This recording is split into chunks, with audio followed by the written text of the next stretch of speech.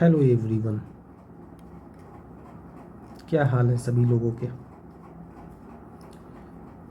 पढ़ाई ठीक तरह से चल रही है। अभी फ़िलहाल कुछ दिनों से मैं मैथमेटिक्स के ही लेक्चर तैयार कर रहा हूँ। वजह है इसकी, ताज़ा अभी सारे लोग 11th क्लास में गए हैं, तो 11th क्लास की फ़िज़िक्स समझने के लिए मैथमेटिक्स बहुत ही इम्पोर्टेंट रोल प्ले करती है ना। तो जब ये सीरीज़ लेक्चर तैयार करने का मौका मिला है तो थोड़ा मैं भी डिटेल में हर चीज़ें थोड़ा सा, ज़्यादा नहीं, ले जाना चाहता हूँ। क्लासरूम में जो चीज़ें मैं पढ़ा रहा हूँ वो तो ठीक है, यहाँ पर मुझे मौका मिला कि चलो भाई वीडियो लेक्चर में भी उन सारी चीज़ों को दिया जाए, ताकि भाई जो लोग फ़िज़िक्स को मैथमेटिक्स की वजह कर थोड़ा सा डिफ़िकल्ट सब्जेक्ट समझने लगते हैं तो उन्हें थोड़ा सा आराम मिल जाए। आज इसी वे में हम लोग ट्रिग्नोमेट्री की पार्ट 3 करने वाले हैं, है ना। नंबर ऑफ़ लेक्चर्स ठीक है, जिस तरह से मुझे मौका मिल रहा है मैं तैयार करने की कोशिश कर रहा हूँ। जब मौका नहीं मिलेगा तो हो सकता है कि एक हफ्ते तक वीडियो लेक्चर तैयार ही नहीं हो। आज की क्लास हम लोग ट्रिग्नोमेट्री की लास्ट क्लास करने वाले हैं, ट्रिग्नोमेट्री पार्ट 3। जिन लोगों ने ट्रिग्नोमेट्री की पार्ट 1 और पार्ट 2 वाली क्लास नहीं की है तो काइंडली पहले वो क्लास आप देख लीजिए। लेक्चर 14 में पार्ट 1 आ जाएगा और लेक्चर 15 में पार्ट 2 आ जाएगा, है ना। देखिए आज की क्लास हम लोग क्या स्पेशल करने वाले हैं। अगर आप लोगों को याद होगा तो कल की क्लास में, डेट इज़ अगर मैं पार्ट 2 की बात करता हूँ तो पार्ट 2 में मैंने आपको सिखाया था कि अगर एंगल 0 डिग्री से 90 डिग्री के बीच में हो तो ट्रिग्नोमेट्रिकल रेशियो की वैल्यू किस तरह से आएगी। अगर एंगल सेकेंड क्वाड्रेंट में हो, 90 से 180 के बीच में हो, तो वहाँ पर वैल्यू किस तरह से निकालते हैं। 180 से 270 के बीच में वैल्यू को किस तरह से निकाला जाता है, और 270 से 360 के बीच में वैल्यू को किस तरह से निकाला जाता है ना।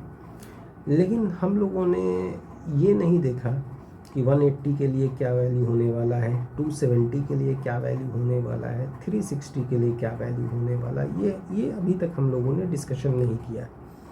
तो चलिए आज की क्लास में हम लोग इसी बात को डिस्कशन करेंगे। 0 डिग्री और 90 डिग्री का मैंने नाम इसलिए नहीं लिया क्योंकि 0 डिग्री और 90 डिग्री हम लोग पहले देख चुके हैं।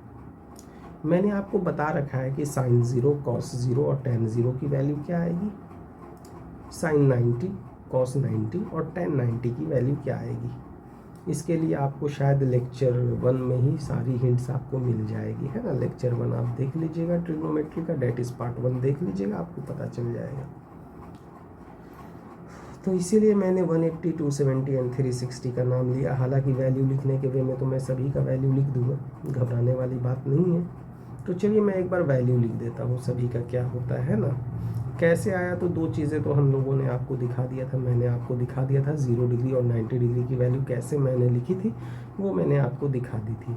तो यहाँ पर हम लोग सिर्फ साइन, कॉस और टेन की ही वैल्यू लिखेंगे क्योंकि यही वैल्यू हमारे लिए इम्पोर्टेंट रोल प्ले कर रही है। ओके, तो एक काम करता हूँ, मैं पहले वैल्यू लिख देता हूँ, स्क्रीन को थोड़ा पॉज कर।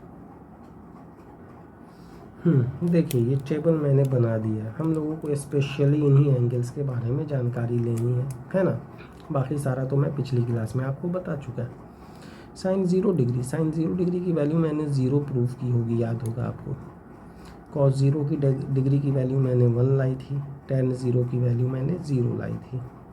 साइन 90 इज इक्वल टू मैंने 1 लाया था, कॉस 90 इज इक्वल टू मैंने 0 लाया था, और टेन 90 हमारा इन्फिनिटी या अनडिफाइंड था, है ना। साइन 180 की वैल्यू 0 हो गई थी, कॉस 180 की वैल्यू -1 आती है, और टेन 180 की वैल्यू 0 आती है। रही बात 270 पर, देखिए यहाँ से, है ना। तो अब हम लोग आ जाते हैं, ये वैल्यूज़ मैंने स्पेशल लिख दिया सारी एंगल के लिए। ओके, साइन 180 0, कॉस 180 -1, टेन 180 0 आ गया। फिर उसके बाद साइन 270 डिग्री की वैल्यू -1 आती है, कॉस 270 की वैल्यू 0 आती है, और टेन 270 अनडिफाइंड है, डेट इज़ इन्फिनिटी है। फिर वापस 360 पर आते हैं। तो अब ये फंडा समझिए आखिर है क्या। आपका जो बेसिक चीज़ है वो बेसिक चीज़ यही है, 0 डिग्री और 90 डिग्री आप इसी को पकड़ कर रखिएगा, है ना। मैं यहाँ से इस लाइन की बात कर रहा हूँ, जो लाइन यहाँ पर आया है एक्स एक्सिस की पॉजिटिव डायरेक्शन। अगर मैं इस लाइन की बात करूँगा, डेट इज़ एक्स एक्सिस की पॉजिटिव डायरेक्शन, तो ये लाइन आपकी रेफरेंस लाइन है ना, ये वाली डायरेक्शन। तो ये डायरेक्शन मैंने रेफरेंस मान लिया। ओके, कोई दिक्कत नहीं होनी चाहिए किसी को।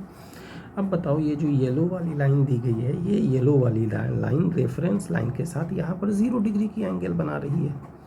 तो इस येलो वाली लाइन की पोजीशन को चलो मैंने दिखा दिया OP1, ये OP1 है। तो लाइन OP1 एक्स एक्सिस के साथ अगर मैं मानूंगा तो ये वाली डायरेक्शन क्या आ गई, positive direction of x axis. ध्यान दीजिएगा, ये यही डायरेक्शन ना हो गया जो टुवर्ड्स द राइट डायरेक्शन हम लोग निकल गए। तो ये जो P1 है ना हमारा OP1 लाइन, ये एक्स एक्सिस के पॉजिटिव डायरेक्शन के साथ 0 डिग्री की एंगल बना रही है, मतलब यहाँ पर ये 0 डिग्री है। तो जब 0 डिग्री की एंगल है तो वैसे कंडीशन में साइन 0 आपका 0 है, कॉस 0 1 है, टेन 0 0 आ गया। अब मान लो इस OP1 की पोजीशन को मैंने चेंज किया और अभी ये OP1 अपनी पोजीशन को चेंज कर नए पोजीशन पर आ जाती है। मान लीजिए कि ये वाली पोजीशन हो गई, हम लोगों ने इसको ग्रीन से दिखा दिया, और ये पोजीशन OP2 आ गई।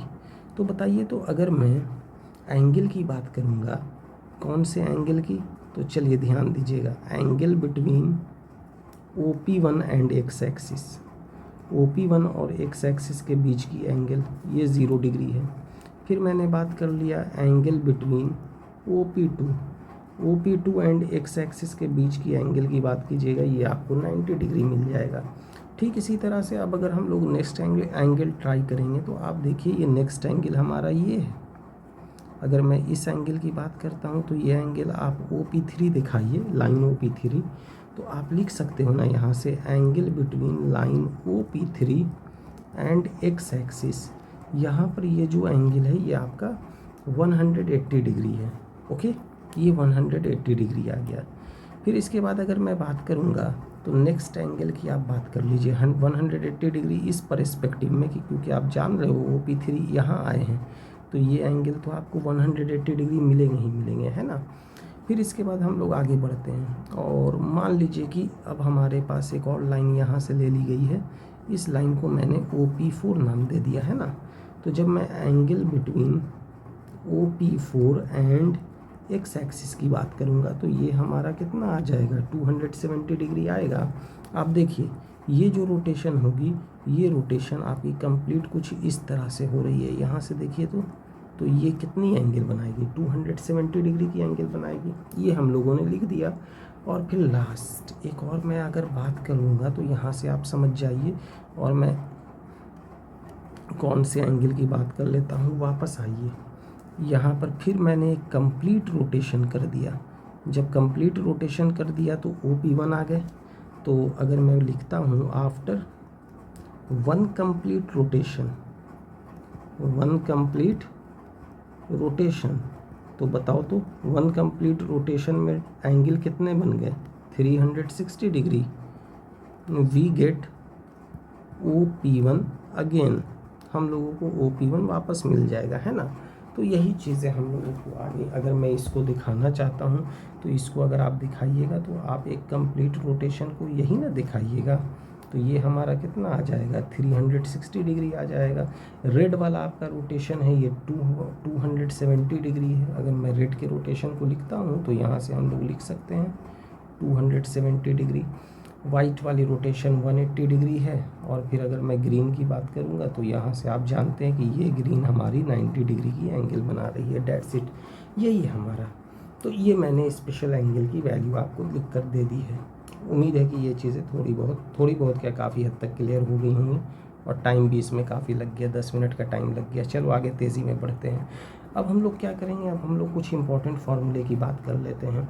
वो फार्मूला जो ट्रिग्नोमेट्री में हमारे लिए बहुत ही इंपॉर्टेंट रोल प्ले करता है ना। तो ध्यान दीजिए, ज़रा ध्यान दीजिएगा। अब हम लोग कुछ ट्रिग्नोमेट्री में कुछ इंपॉर्टेंट रिजल्ट पर डिस्कशन करने जा रहे हैं। वो रिज़ल्ट क्या है उसकी बात कर लेते हैं, है ना। तो यहाँ से देखिए ये है सेक्शन, इसको मैं कई सेक्शन के रिजल्ट में बांटने वाला हूँ, तो ध्यान दीजिएगा। सबसे पहले हम लोग आते हैं सेक्शन ए पर। सेक्शन ए, इसमें कौन कौन सी रिजल्ट मिलती है उस रिजल्ट पर हम लोग बात करने जा रहे हैं। देखिए सबसे पहली रिजल्ट शायद आप लोगों ने सुनी होगी, बहुत सारे बच्चों ने सुनी होगी, sine A plus B. Sine A plus B is equal to होता है sine A into cos B plus हम लोग लिखेंगे cos A into sine B. देखिए बहुत ही इंपॉर्टेंट फार्मूले, जितने फार्मूले मैं लिखने जा रहा हूँ सारा का सारा बहुत ही इंपॉर्टेंट है। अगर आप यूट्यूब पर वीडियो देख रहे हैं और वीडियो की स्पीड कम नज़र आ रही है तो काइंडली आप स्पीड को बढ़ा लीजिए, आपको नॉर्मल स्पीड में मेरी बातें ऑब्ज़र्व होंगी, है ना। सेकंड में आइए, सेकंड की अगर बात की जाएगी तो साइन ए माइनस बी की हम लोग बात कर लेते हैं। तो साइन ए माइनस बी हो जाएगा sine A into cos B plus cos A into sine B. ये response sine A minus B का आ जाएगा।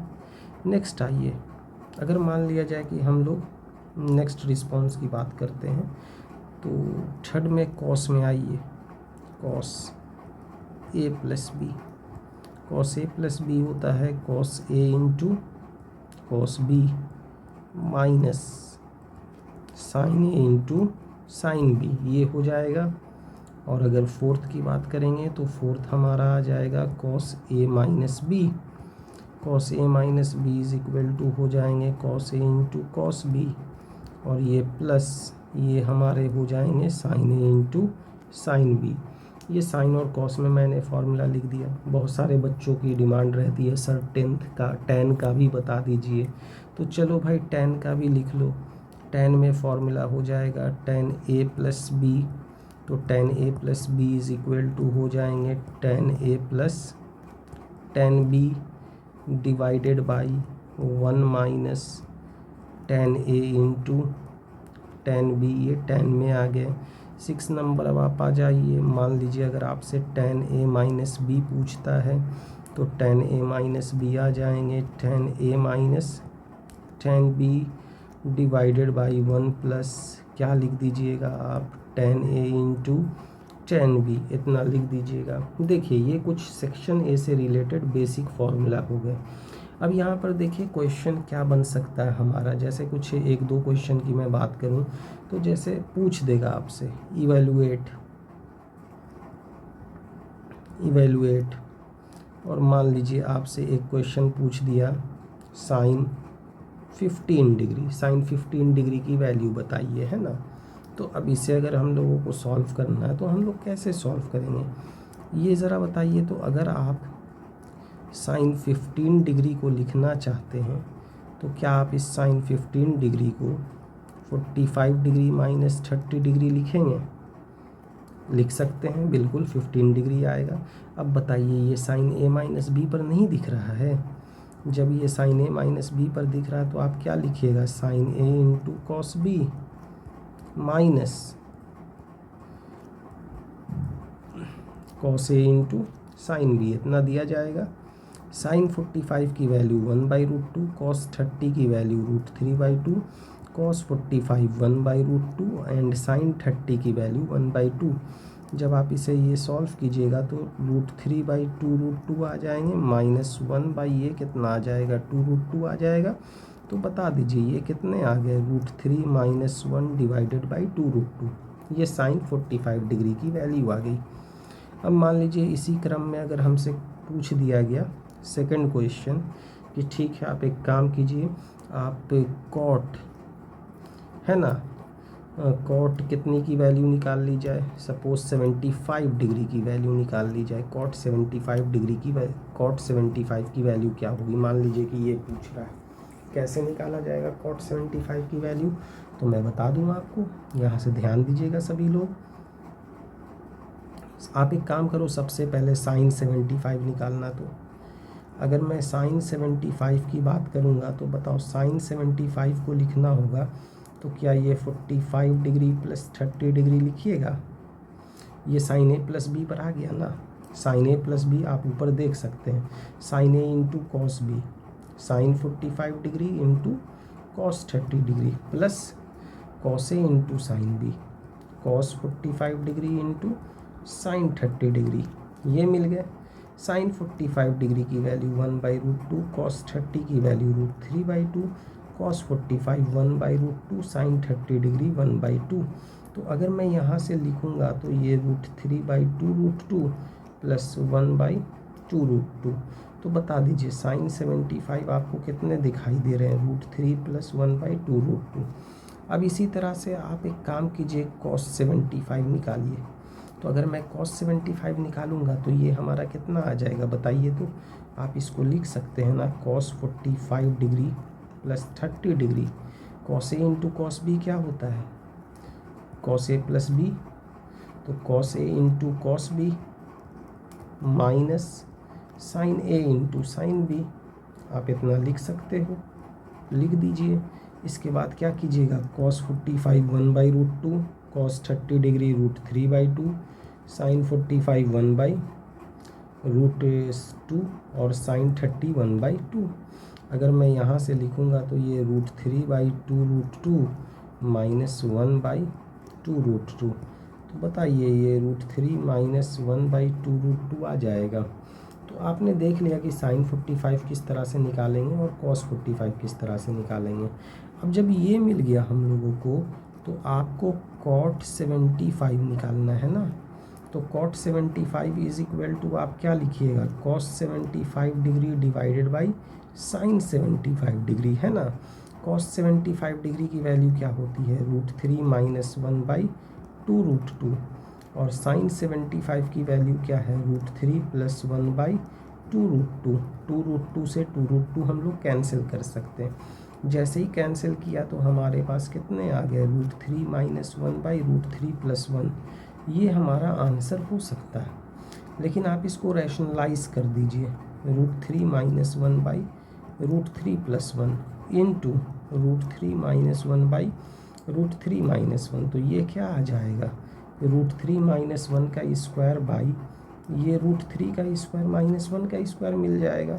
इसको अगर मैं एक्सपेंड करूँगा तो √3 का स्क्वायर 3, ये प्लस 1 माइनस 2√3 डिवाइडेड बाई √3 का स्क्वायर 3 माइनस 1 आ जाएगा। तो ये 4 माइनस 2√3/2 आ गए, है ना। तो अगर आप न्यूमरेटर में से 2 कॉमन लीजिएगा तो 2 minus √3 divided by 2 gets cancelled.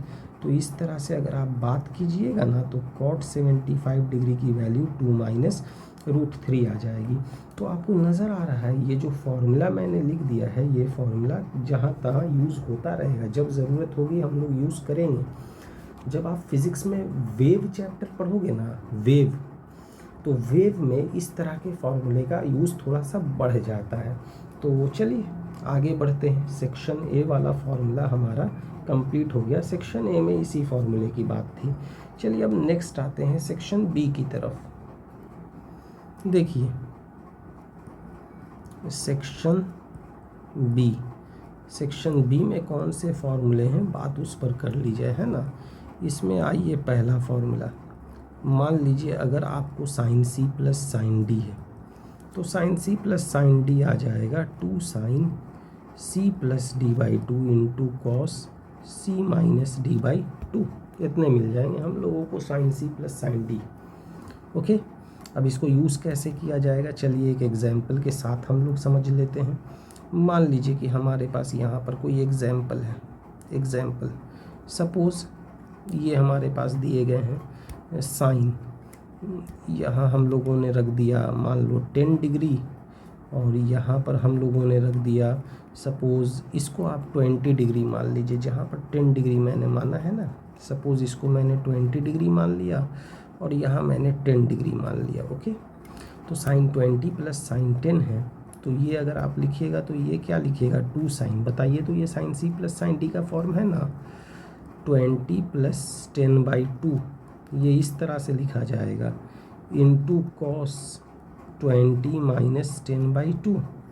तो अगर मैं इसको लिखूँगा तो 2 sine 20 plus 10 30/2 into cos 20 minus 10 10/2 आ जाएंगे। तो बताइए ये 2 sine 15 degree into cos 5 degree इतने लिख सकते हैं हम लोग। तो ये कुछ ऐसा लिखा जाएगा, मतलब अगर कन्वर्ट किया जाएगा मल्टीप्लिकेशन के फॉर्म में तो sine C plus sine D is equal to 2 sine C plus D by 2 into cos C minus D by 2। Next आइए, अगर मान लिया जाए कि हमारे पास दिए गए हैं sign C minus sine D, तो ये कौन से फॉर्मूले होते हैं? ये होते हैं 2 sine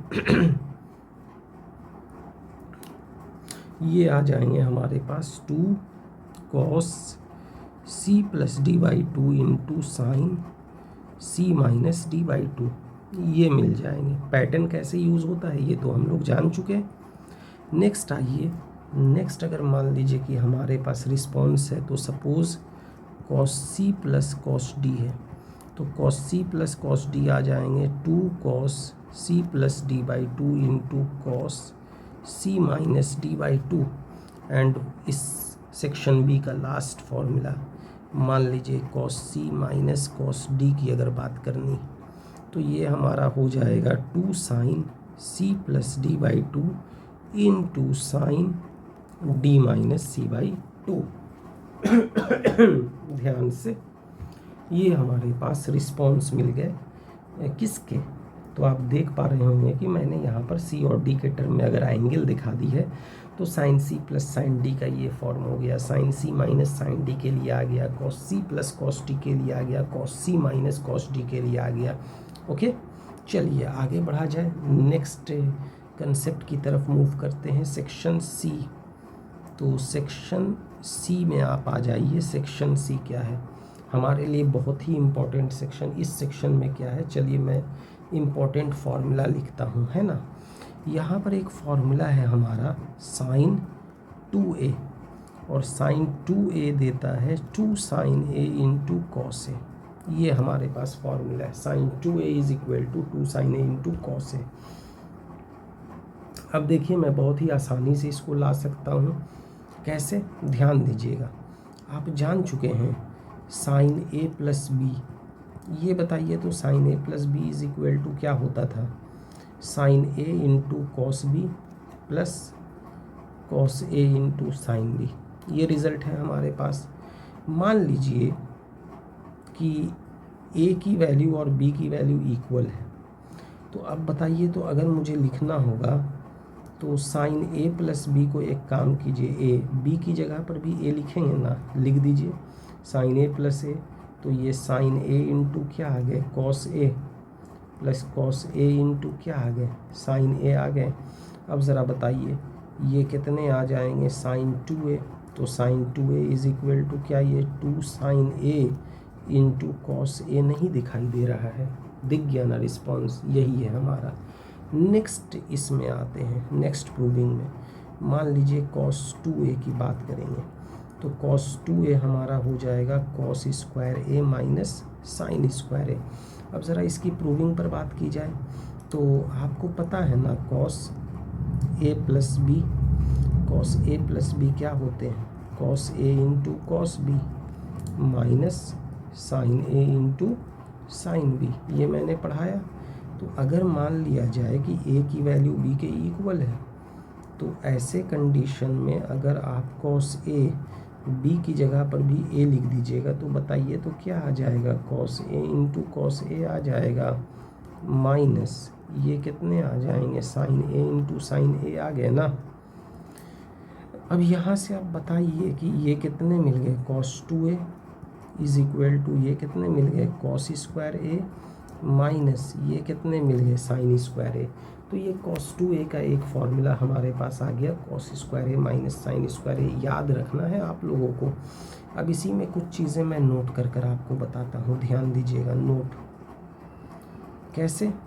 cos 2a is equal to cos square A minus sine square A. तो कॉस स्क्वायर ए लिखिए माइनस साइन स्क्वायर ए को 1 माइनस कॉस स्क्वायर ए लिखिएगा। अब आप बोलिएगा ये कहाँ से आ गया? तो याद कीजिए हमने आपको फॉर्मूला पढ़ाया था, sine square theta plus cos square theta is equal to 1। तो अगर यहाँ पर थीटा की जगह पर ए ही लिखते हैं तो sine square A plus cos square A is equal to 1 आ जाएगा, है ना। तो क्या यहाँ से अगर आपको साइन स्क्वायर ए लिखना होगा तो sine square A is equal to 1 minus cos square A लिखा जाएगा ना। लिख दिया हम लोगों ने, इसी चीज़ को लिख दिया यहाँ पर। अब बताइए cos 2a अगर आप लिखोगे तो क्या cos 2a क्या दिखाई दे रहा है बताओ तो, cos square A minus 1 plus cos square ए, यही ना दिखाई दिया। तो मालूम ये हो गया कि cos 2a की वैल्यू की बात करते हैं तो ये 2 cos स्क्वायर ए माइनस 1 इतने दिखते हैं। तो ये हमारे पास cos 2a की वैल्यू दिख जाएगी 2 cos स्क्वायर ए माइनस 1। ध्यान देना सभी लोग। अगेन फिर अब आप आ जाओ cos 2a, तो यहाँ से cos 2a की बात करेंगे तो बताओ 2 क्या cos स्क्वायर ए को 1 माइनस साइन स्क्वायर ए नहीं लिख सकते हैं? ऊपर के इक्वेशन का यूज़ करके, यहाँ पर के इक्वेशन का यूज़ करके बिल्कुल लिखा जा सकता है। यहाँ से आप -1 दे दीजिए तो बताइए cos 2a is equal to क्या आ जाएगा, 2 minus 2 sine square A minus 1। तो hence cos 2a is equal to 2 minus 1 minus 2 sine square A. ये हमारा cos 2a का एक्सप्रेशन आ जाएगा। ज़रा ध्यान से देखिएगा, cos 2a इतने मिल गए हम लोगों को। अब फर्दर आते हैं, यहाँ से कुछ और फॉर्मूला cos 2a का आया था, ज़रा मैं उसको भी हम लोग क्या कर देते हैं, बॉक्स में घेर देते हैं। तो ये हमारे पास cos 2a के फॉर्मूले थे, cos square A minus sine square ए, और यहाँ से हमारे पास साइन 2a का फॉर्मूला है। तो ज़रा इस फॉर्मूले की बात करते हैं, इसे भी मैंने बॉक्स में रख दिया, 2 साइन ए इंटू कॉस ए। तो देखिए इतनी सारी चीज़ें हम लोगों को फ़िलहाल नज़र आ गई है ना, ये मिल गए। अब देखो अब क्या है, अगर मैं आगे बात करूँगा तो नेक्स्ट क्या लिख सकते हैं ये बताइएगा। नेक्स्ट के लिए कौन सी सेक्शन में हम लोग पहुँच चुके हैं, सेक्शन सी। चलिए सेक्शन डी की तरफ बढ़ते हैं। सेक्शन डी, सेक्शन डी ये क्या है, जैसे मान लो आपको मैंने पढ़ाया, अभी जस्ट हम लोगों ने पढ़ा, क्या पढ़ा, since sine 2a is equal to 2 sine A into cos A, ये पढ़ दिया। अब मान लो let 2a is equal to theta, theta नहीं मानना मत मानिए, x मान लीजिए, 2a is equal to x मान लीजिए। तो ये बताइए, तो जब 2a x है तो a की वैल्यू कितनी आ जाएगी, x/2 आ जाएगी। इक्वेशन 1 से आप वापस आइए, तो अगर आप इक्वेशन 1 से वापस आओगे, बताओ 2a की जगह पर x लिखोगे ना, sine x is equal to 2 क्या लिख सकते हो, 2 sign x/2 into cos x/2 लिख सकते हो। बहुत ही इम्पॉर्टेंट रिजल्ट, अगर डायरेक्टली साइन x लिखना है तो 2 sign x/2 into cos x/2 हम लोग आराम से लिख सकते हैं, है ना। देखिए हम लोगों ने डायरेक्टली लिख दिया। अब x की जगह पर कुछ भी हो, मान लो x की जगह पर अगर तुम यूज़ करना चाहते हो थीटा यूज़ कर लो।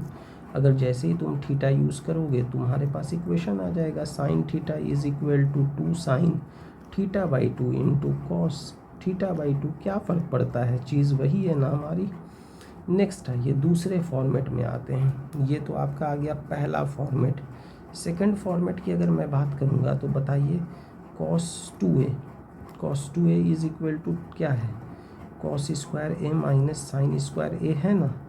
तो अब यहाँ ऊपर से 2x is equal to x मान रखा है हम लोगों ने, and a is equal to x/2 आया है। यहाँ आप देख सकते हैं 2a is equal to x है and a is equal to x/2 है। तो अब हम लोग क्या करते हैं, अगर यहाँ से लिखना होगा तो cos 2a की जगह पर x लिखिए, cos square x/2 minus sine square x/2, ये मिल जाएंगे हम लोगों को। तो यहाँ से cos x का फॉर्मूला आ गया भाई, cos x is equal to अगर लिखना है तो cos square x/2 minus sine square x/2 आ जाएगा। अगेन अगर मैं cos 2a की बात करूँगा, cos 2a, तो cos 2a is equal to होता है 2 cos स्क्वायर a माइनस 1। तो इसको अगर आप लिखोगे 1 को इधर लाओ तो 1 plus cos 2a is equal to क्या आ जाएंगे, 2 कॉस स्क्वायर a आ जाएंगे। अब 2a की जगह पर x मानिए, क्योंकि यहाँ हम लोग ऑलरेडी ले चुके हैं 2a is equal to x, और a की वैल्यू कितनी ले ली गई है, x/2 ले ली गई है ना। तो इसी चीज़ को हम लोगों को रखना है। तो ये कितने आ जाएंगे, 1 प्लस कॉस x आ जाएगा। तो बताइए ये कितने आ गए, 2 कॉस स्क्वायर x/2। बहुत important result, 1 plus cos x is equal to 2 cos square x/2। Again फिर अब आप बात करो, इसी cos 2a की बात करेंगे तो इसी cos 2a की बात 1 माइनस 2 साइन स्क्वायर a के फॉर्म में होता है ना। तो जब आप 1 माइनस कॉस a लिखेंगे तो 1 minus cos 2a is equal to 2 sine square a आएगा हम लोगों के बीच में। तो बताइए 2a की जगह पर अगर आपने x लिखा तो 1 minus cos x is equal to क्या आ जाएंगे, 2 साइन स्क्वायर x/2 आ गए। चलिए ये हम लोगों को दिख गया। तो अब आप ज़रा पैटर्न को ध्यान देना। एक पैटर्न आपके पास है ये 1 प्लस कॉस एक्स का, और एक पैटर्न है आपके पास ये 1 माइनस कॉस एक्स का। ये दोनों पैटर्न बहुत ही इंपॉर्टेंट पैटर्न है, याद रखिएगा, भूलना नहीं है आप लोगों को। 1 प्लस कॉस एक्स जो होता है वो 2 कॉस स्क्वायर x/2 होता है, और 1 माइनस कॉस एक्स जो होता है वो हमारा कितना हो जाता है, 2 साइन स्क्वायर x/2 हो जाता है। ये हम लोगों को मिल जाएगा। तो ये आपके पास आ गए सेक्शन डी, ये इम्पॉर्टेंट फार्मूला थे। अब नेक्स्ट आइए, नेक्स्ट सेक्शन ई की बात करते हैं। सेक्शन ई समझना इसमें क्या है। जैसे मैं कोई भी एक ट्रायंगल बना लेता हूँ, यहाँ से एक ट्रायंगल हम लोगों ने ड्रॉ कर लिया है ना, कुछ इस तरह से। अब अगर मैं बात करूँगा तो सपोज़ ABC, आपको पता होना चाहिए कि ये जो BC की लेंथ है, इस BC की लेंथ को स्मॉल a से दिखाते हैं, है ना। फिर अगर मैं AC की लेंथ की बात करूँगा तो ये हमारा AC का लेंथ हो गया ना, ये AC का लेंथ स्मॉल b से दिखाया जाएगा। और फिर बात करते हैं AB के लेंथ की, तो इस AB के लेंथ को हम लोग स्मॉल c से दिखाएंगे, है ना। तो एक काम करते हैं, b को कुछ सीधा लिख दिया जाए, ये स्मॉल b से दिखाया जाएगा और ये स्मॉल c से दिखाया जाएगा। ओके, इतनी सारी चीज़ें। तो small a small b small c जो है ना, एंगल a के सामने वाली साइड हो गई, एंगल b के सामने वाली साइड हो गई, और एंगल c के सामने वाली साइड को हम लोग दिखाते हैं।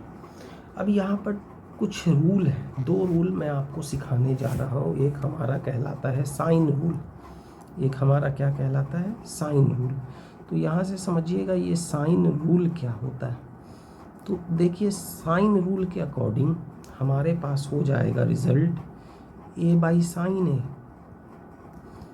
इज इक्वल टू, ये कितने मिल जाएंगे, b/sin b is equal to c/sin c।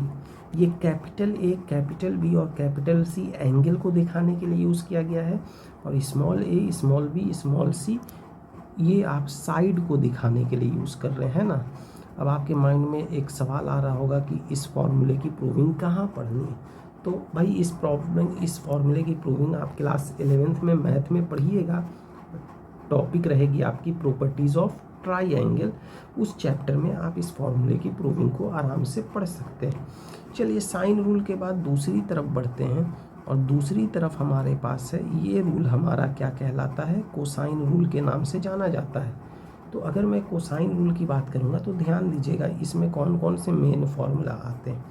तो अगर मान लो आपको cos A लिखना है, तो cos A लिखना है तो ये बताओ, तो एंगल A 2 साइड पर बन रही है B और C पर। तो याद रखने के लिए बड़ा ही अच्छा सीक्वेंस है, b² + c² -a² / 2bc, ये cos A आ गया। अगर आप cos B की बात करोगे तो cos B कौन सी एंगल पर बन रही है, C और A, तो ये हमारा आ जाएगा c² + a² -b² / 2ca। और मान लीजिए कि अगर cos C की बात करनी है, cos C कितने आ जाएंगे, ये आ जाएंगे a² + b² -c² / 2ab, इतने आ गए हमारे। तो आपको पता है, अगर साइड आपको मालूम है तो आप एंगल निकाल सकते हैं।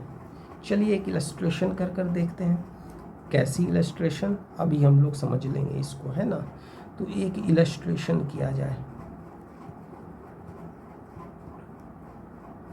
आपको पता है कि अगर मैं यहाँ से बात करूँगा, यहाँ से, है ना, कुछ इस तरह से मैंने ले लिया, ये एक राइट एंगल ट्रायंगल हो गई, that is A B and C. मान लीजिए ये हमारा 3 यूनिट दिया गया है, ये हमारा 4 यूनिट दिया गया है, और ये हमारा 5 यूनिट दिया गया, ये हम जानते हैं। सपोज़ मेरे को कॉस बी लिखना है ना, तो कॉस बी लिखना है तो आपको पता है ना, ये वाली साइड स्मॉल ए कहलाएगी, ये वाली साइड स्मॉल बी कहलाएगी, ये साइड हमारी स्मॉल सी कहलाएगी। अगर मान लिया जाए कि मैं कॉस बी की बात करता हूँ तो ये हमारा क्या आ जाएगा, C square plus A square minus B square divided by, ये कितने आ जाएंगे, 2ca आ जाएंगे। अब बताइए सी स्क्वायर, तो ये तो 5 का स्क्वायर आ गया, ए स्क्वायर 3 का स्क्वायर आ गया, है ना। सॉरी, सी स्क्वायर गड़बड़ हो गया, यहाँ से देख लो। अगर मैं सी स्क्वायर की बात करता हूँ तो सी की वैल्यू 3 है, 3 स्क्वायर, ए स्क्वायर की बात करूँगा 4 स्क्वायर, बी स्क्वायर की बात करूँगा 5 square by 2ca, 2 into 3 into 4। ये बताओ 3 स्क्वायर प्लस 4 स्क्वायर, तो 3 square 9, 4 square 16, 5 square 25 divided by, ये 24 आ गया ना हमारे पास। तो ये 16 एंड 9 25 माइनस 25 डिवाइडेड बाई 24, ये कैंसिल हो गया, तो क्या आ गया, 0 आ गया।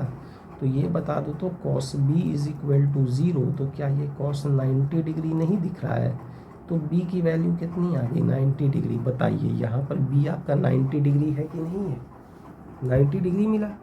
अब मान लो आपको एंगल ए के बारे में पता करना है, तो बताइए तो cos A is equal to क्या होगा।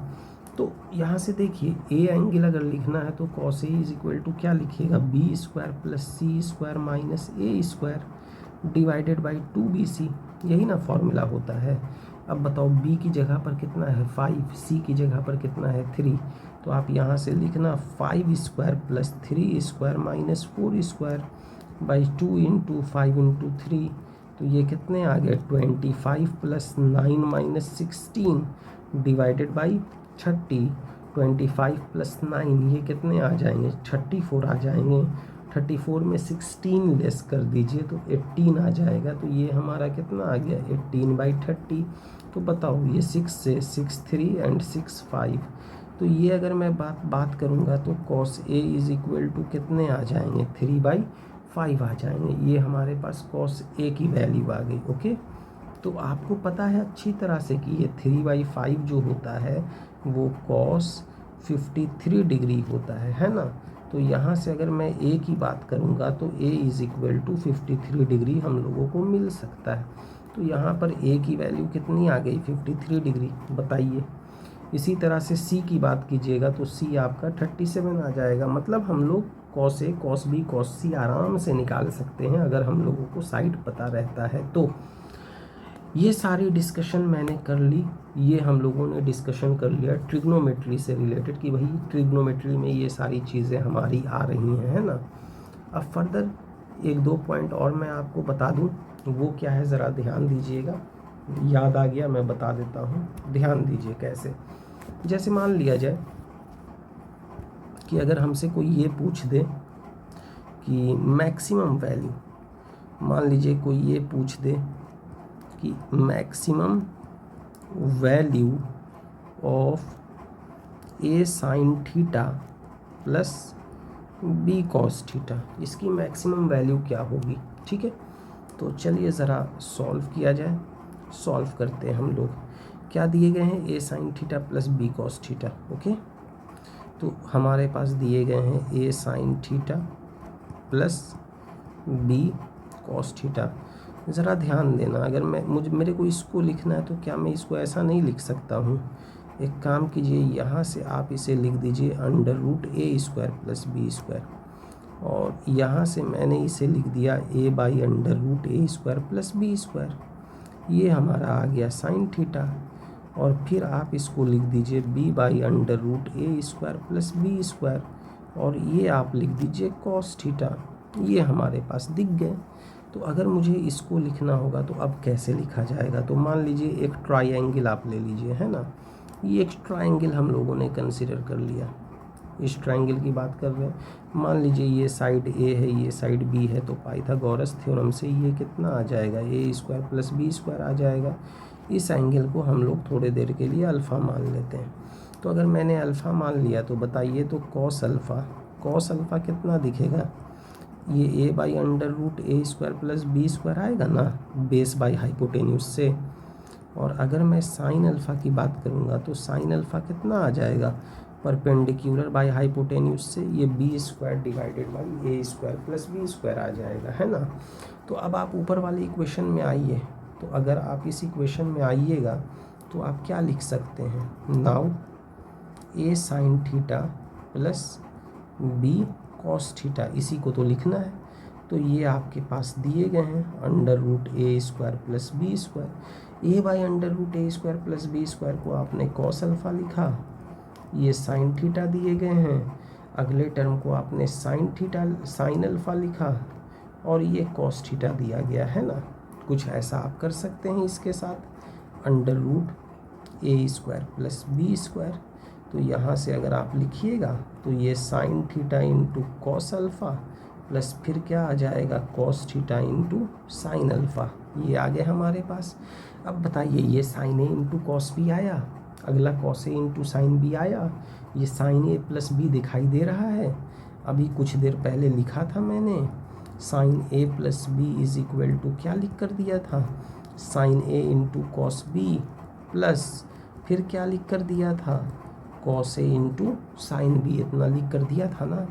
अब ज़रा बताइए, मुझे अगर वैल्यू लिखनी है तो मैं ऐसा लिख सकता हूँ, A sine theta plus B cos theta is equal to under root A square plus B square, और ये कितने आ जाएंगे? साइन थीटा प्लस अल्फ़ा, इतने आ जाएंगे। चलिए, बहुत अच्छी बात, ये हम लोग समझ गए।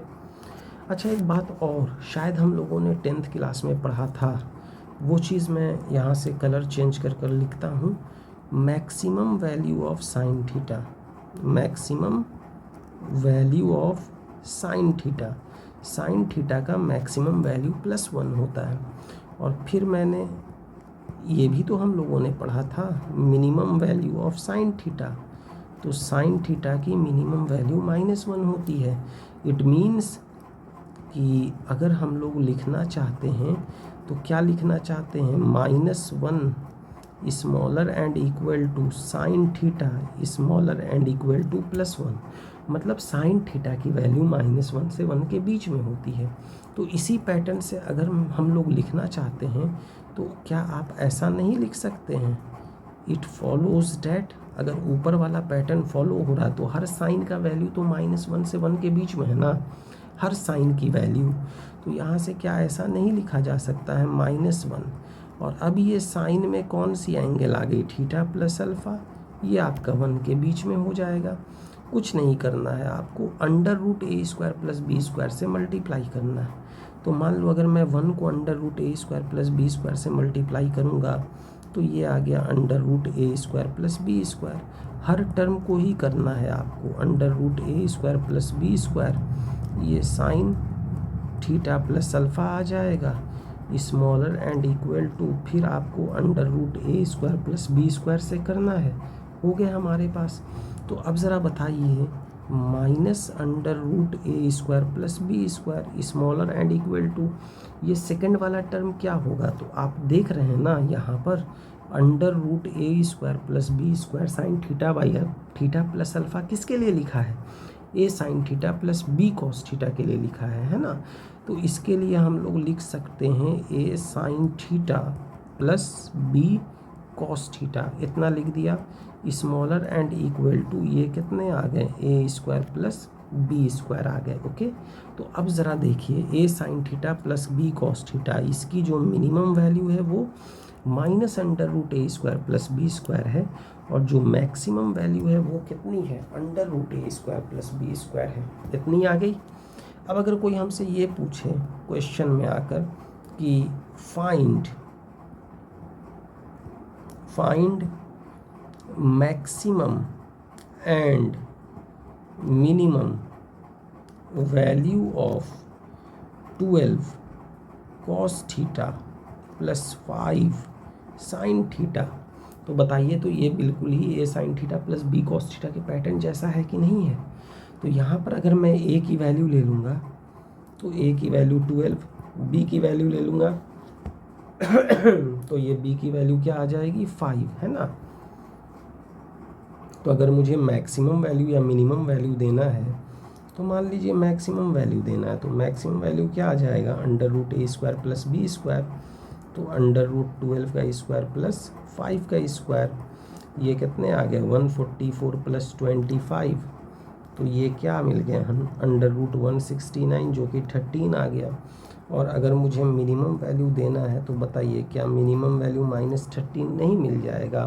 तो 12 cos theta plus 5 sine theta की अगर बात करेंगे तो ये -13 smaller and equal to 12 cos theta plus 5 sine theta smaller and equal to क्या आ जाएगा +13 आ जाएगा। बताइए इतने मिल सकते हैं, है ना। तो काफ़ी इंटरेस्टिंग रहा। हम लोगों ने देखा आज की क्लास में क्या क्या देखा, एक बार फिर से ऊपर से नज़र दौड़ा लेते हैं। सबसे पहले तो हम लोगों ने 0 डिग्री, 90 डिग्री, 180 डिग्री, 270 डिग्री और 360 डिग्री के लिए वैल्यू लिख दिया कि ये वैल्यू ये होती है हमारी। उसके बाद अगर मैं बात करूँगा तो कुछ इंपॉर्टेंट फार्मूला मैंने ट्रिग्नोमेट्री में दे दिए। ये फार्मूले के बाद फिर मैंने कुछ वैल्यू निकाली, साइन 15 निकाला, कॉस 75 निकाला। इसके बाद फिर अगर मैं बात करूँगा तो दूसरा फार्मूला C प्लस डी के फॉर्म में लिखा है मैंने, उसके बाद 2a वाले फॉर्म में लिखा है। तो ये सारी चीज़ें आप देख रहे होंगे कि हम लोगों ने इतनी सारी चीज़ें लिख डाली। बहुत कुछ है ट्रिग्नोमेट्री में। बाकी जो मैथ के स्टूडेंट हैं ना, मैथ के स्टूडेंट सारी ट्रिगो पढ़ेंगे और बहुत अच्छी अच्छी चीज़ें पढ़ेंगे। यहाँ पर तो आपको कुछ ख़ास नहीं, बस एक बेसिक इंट्रोडक्शन देकर मैंने छोड़ा है। मैथ्स में आपको बहुत कुछ सीखने को मिलेगा। हाँ अच्छा, एक बात और बोलनी थी। बोलना ये है ना कि अभी मैं ग्राफ नहीं बता रहा हूँ, ग्राफ पर अलग से मैं वीडियो बनाऊँगा, है ना। ग्राफ पर अलग से मैं वीडियो बनाऊँगा, अलग अलग फंक्शन की ग्राफ को किस तरह से प्लॉट किया जाएगा उसको डिटेल में मैं बताऊँगा। ग्राफ पर अलग लेक्चर होगा। तो खैर आज की क्लास हम लोग यहीं पर रैप अप करते हैं, है ना। अगली क्लास अगली लेक्चर में देखते हैं क्या हमारे पास आ सकता है। तो मोस्ट प्रोबेबली नेक्स्ट लेक्चर में मैं आप लोगों को सिखाऊंगा कोऑर्डिनेट ज्योमेट्री ही सिखाऊंगा और ये बताऊंगा कि कोऑर्डिनेट ज्योमेट्री में जो हमारे पास अलग अलग इक्वेशन है, जैसे स्ट्रेट लाइन की क्या इक्वेशन होती है, पैराबोला की क्या इक्वेशन होती है, हाइपरबोला की क्या इक्वेशन होती है, इन पर बात किया जाएगा कोऑर्डिनेट ज्योमेट्री में। तो चलिए ठीक है, मिलते हैं ना, कोऑर्डिनेट ज्योमेट्री में मिलते हैं। तब तक के लिए रिवीजन करते रहिए। Good bye.